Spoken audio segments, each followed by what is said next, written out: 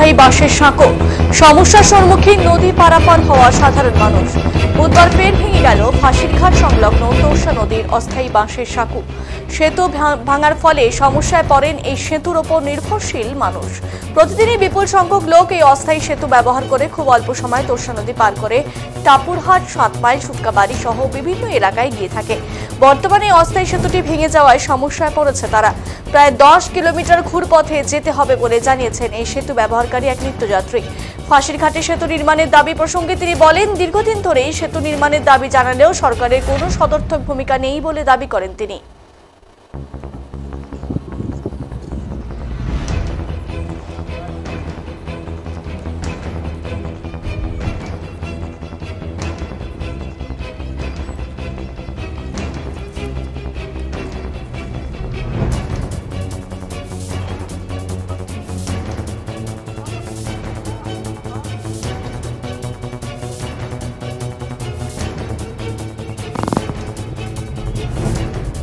ভেঙে গেল তোরসা নদীর অস্থায়ী বাঁশের সাঁকো, সমস্যার সম্মুখীন এলাকার মানুষ। বর্ষাকালে প্রতি বছরই ভেঙে যায় সেতু ভাঙার ফলে সমস্যায় পড়েন এই সেতুর উপর নির্ভরশীল মানুষ। প্রতিদিনই বিপুল সংখ্যক লোক এই অস্থায়ী সেতু ব্যবহার করে খুব অল্প সময়ের মধ্যেই তোরসা নদী পার করে, কিন্তু এই অস্থায়ী সেতুটি ভেঙে যাওয়ায় সমস্যায় পড়েছেন তারা। প্রায় 10 কিলোমিটার ঘুরপথে যেতে হবে বলে জানিয়েছে এই সেতু ব্যবহারকারী এক নিত্যযাত্রী।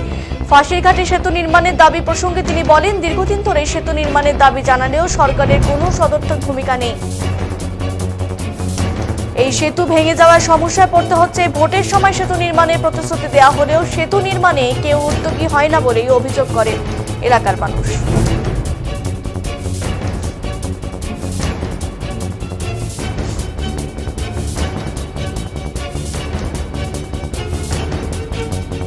এই মুহূর্তে আমাদের প্রতিনিধি বিপুল রয়েছে আমাদের সঙ্গে, আমরা বিপুলের সঙ্গে কথা বলে নেব। বিপুল, আমরা দেখি প্রত্যেক বছরই যখনই বর্ষার আগমন হয় তখনই কিন্তু এই তোরসা নদীর সেতুর বেহাল দশা। এই বছর তার অন্যতা হলো না, কিন্তু তারপরেও প্রশাসন বা অন্যান্য ভোটের আগে যারা প্রতিশ্রুতিবদ্ধ হয়ে যান যে সেতু নির্মাণ হবে, কিন্তু বিগত বেশ কিছু বছর ধরে একইভাবে চলছে। এই এলাকার মানুষদের দুর্ভোগ কোনোভাবেই কাটলো না। কি বলবে আরো একবার সেতু ভেঙে কতটা বিপর্যয় এখানকার মানুষদের? হ্যাঁ, একদমই। দেখো সেটা তোমাকে জানিয়ে রাখবো, এটা কোনো নতুন ঘটনা নয়। এর আগেও কিন্তু প্রতি বছরই যখন পাহাড় ও সমতলে লাগাতার বৃষ্টিপাত হয়, যার ফলে কিন্তু তোরসার জলস্তর বেড়ে যায়, ঠিক তখন কিন্তু এই তোরসার যে ফাঁসিঘাট এলাকায় তোরসা নদীর উপর যে বাঁশের সাঁকো রয়েছে সেটা কিন্তু ভেসে যায়। প্রত্যেকবারের নয়, এবারও কিন্তু আজ সকালেই এই বাঁশের সাঁকো ভেসে যায়।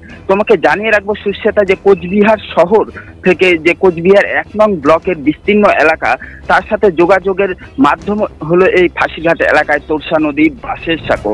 যদিও তোরসা নদীর আরেকটি সাঁকো, তোরসা নদীর উপরে একটি সেতু রয়েছে কোচবিহার ঘুঘুমারি এলাকায়, তো তা সত্ত্বেও কিন্তু এই এলাকায় যে কোচবিহার ফাঁসিরঘাট এলাকা আছে, এই এলাকায় বাঁশের সাঁকো দিয়ে গেলে যারা প্রতিনিয়ত যাতায়াত করে তাদের কিন্তু প্রায় 8 থেকে 10 কিলোমিটার শর্টকাটে যেতে পারে। এই সাঁকো না থাকাতে কিন্তু তাদের এই 8 থেকে 10 কিলোমিটার ঘুঘুমারি হয়ে কদমতলা হয়ে ঘুরে যেতে হচ্ছে কোচবিহার 1 নং ব্লকের বিস্তীর্ণ এলাকার সাথে যোগাযোগ করার জন্য। সেই জন্যই কিন্তু এই তোরসা নদীর যে ফাঁসিঘাট এলাকা আছে সেখানে কিন্তু দীর্ঘদিন থেকে কিন্তু প্রত্যেক বছরই এই বাঁশের সাঁকো দেওয়া হয়, এবং তোরসা নদীর যখনই জলস্তর বেড়ে যায় ঠিক সেই সময় কিন্তু এই বাঁশের সাঁকো ভেঙে যায়। পরবর্তীতে যখন নদীটা আরো জলস্তর বাড়ে ঠিক তখন কিন্তু নৌকো দিয়ে কিছুদিন যাতায়াত করা যায়। তাও যখন জল বেশি হয় তা বন্ধ থাকে, জল যখন কিছুটা কম থাকে তখনই কিন্তু নৌকো দিয়ে যাতায়াত করা যায়। তাছাড়া কিন্তু প্রায় 8 থেকে 10 কিলোমিটার ঘুরে যেতে হয় কোচবিহার 1 নং ব্লকের সুটকাবাড়ি, পশারিহাট, টাপুরহাট যে এলাকাগুলো আছে সেগুলোতে যেতে হলে। এই এলাকার বাসিন্দাদের দীর্ঘদিনের দাবি কিন্তু এই এলাকায় যাতে একটা পাকা সেতু নির্মাণ করা হয়। ইতিমধ্যে কিন্তু তোরসা নদী সেতু আন্দোলন কমিটি গঠিত হয়েছে। বারংবার বিভিন্ন রাজনৈতিক দলও কিন্তু এখানে একটি পাকা সেতুর দাবিতে কিন্তু সরব হয়েছিল। তা সত্ত্বেও আজ পর্যন্ত কিন্তু এখানে কোনো পাকা সেতু নির্মাণ হয়নি। যদিও প্রত্যেক বছর ভোটের আগে যে ভোট প্রার্থীরা যান তাদের এখানকার স্থানীয় বাসিন্দাদের কাছে ভোট চাইতে, তারা কিন্তু আশ্বস্ত করেন যে তারা ভোটে জিতলে পরে এখানে পাকা সেতু নির্মাণ হবে, কিন্তু আজও পর্যন্ত কিন্তু নির্মাণ হয়নি। যার কারণে স্বাভাবিকভাবেই কিন্তু এই স্থানের যে স্থানীয় বাসিন্দারা রয়েছেন তারা কিন্তু ক্ষোভ প্রকাশ করেছেন। সুশ্বেতা, ধন্যবাদ বিপুল।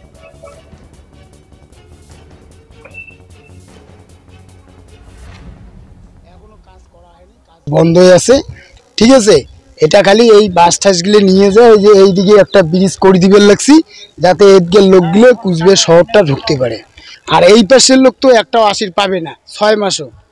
আর যেগুলো করি রাজনীতির লোক আছে খালি ভোটে নেয় সারা জীবন, বলে আজকে টিএমসি ভোট দাও, কালকে বলে বিজেপি ভোট দাও, এমন করিয়ে যায়। ব্রিজ কেনার কাউ করে দিল না, বুঝছিস।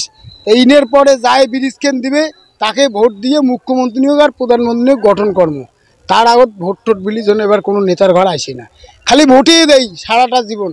আজ পর্যন্ত ব্রিজ কেন করে দিবে পারলে না, সব পাঠিয়ে গেল, বুঝলেন তো। এই হচ্ছে গরিব মানুষের আমার দুঃখ। এই মরশুমে প্রতি বছরই ভাঙে, এই কষ্ট করে ঘুরে যেতে হয়। মোটামুটি সুটকাবাড়ি যদি কেউ যেতে চায়, আমি অ্যাকচুয়ালি এসেছিলাম সুটকাবাড়ি যাওয়ার জন্যই, 10 কিলোমিটার ঘুরে যেতে হবে। এটা প্রতি বছরের অসুবিধা তো অনেকটাই, তার কারণ হচ্ছে 10 কিলোমিটার ঘোরা, আর এই দিক দিয়ে গেলে 20 মিনিটের রাস্তা, ডিফারেন্স তো আছেই। এইটুকু যাওয়ার যে পরিশ্রমটাও বেশি। ও আন্দোলন দীর্ঘদিন ধরে চলছে, এটা হবে বলে মনে হয় না। আমরা আশাবাদী না, সেতু হবে বলে মনে হয় না। কোনো সদর্থক পদক্ষেপ তো রাজ্য সরকার বা কারোর থেকে দেখতে পাইনি আমরা। সেতু হলে তো আপনার যত জনসাধারণ আছে সবারই উপকার হবে। মাথাভাঙা বলেন, সুটকাবাড়ি বলেন বা টাপুরহাট বলেন, এই সেক্টর বা নিশিগঞ্জ বলেন, যাতায়াতে খুব প্রচন্ড সুবিধা হবে। এই মরশুমে প্রতি বছরই ভাঙে, এই